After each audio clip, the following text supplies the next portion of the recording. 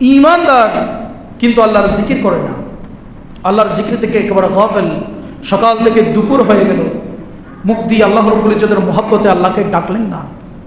সকাল দুপুর থেকে সন্ধ্যা হলো, সন্ধ্যা থেকে রাত হলো, রাত থেকে আবার ফজর হলো, বসে বসে মহান প্রভু যে আমাদের রিজিকের মালিক, হায়াতের মালিক, মৌতের মালিক, এই মহান প্রভুর জিকির মহব্বতে যে করে নেই, তাকে আল্লাহ রাব্বুল ইজ্জত একটা শাস্তি দিচ্ছে।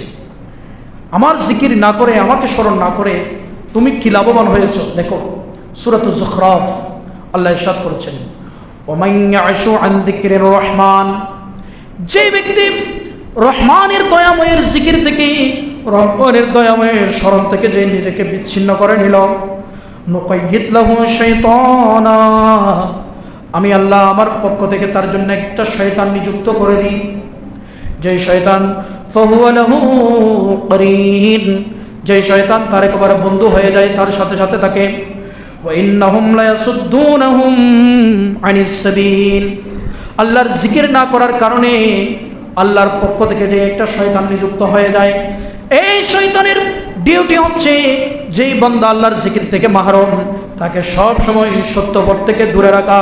ওয়া ইয়াহসাবুনা আন্নাহুম মুহতাদুন, ওই বান্দা করতেছে জিনা, করতেছে ব্যভিচার, করতেছে নামাজ কাজা, বলতেছে মিথ্যা, করতেছে গীবত, করতেছে প্রতারণা, 2 নম্বরে ব্যবসা, একেবারে আল্লাহ এবং রসুলের পথ থেকে বিচ্ছিন্ন হয়ে শয়তানের পথে মতে সে পরিচালনা হয়। কিন্তু ওই বান্দা নিজেকে মনে করে আমি যা করছি তা ভালোই করছি, যে পথের মধ্যে আছি তা আমি সৎ পথের মধ্যে আছি, আমি নামাজ পড়ছি তেমন কোনো নামাজ পড়ছি না, তেমন কোনো অপরাধ করি নাই, মিথ্যা বলছি তেমন কোনো অপরাধ করি নাই। এক কথায় ওই বান্দা আল্লাহ এবং রাসূলের নাফরমানির মধ্যে থেকে নিজেকে অনুশোচনার মধ্যে নেয় না, অনুশোচনা করে না। আমার আল্লাহ বললেন, যেই ব্যক্তি আমার জিকির থেকে দূরে থাকবে এটাই হচ্ছে তার শাস্তি।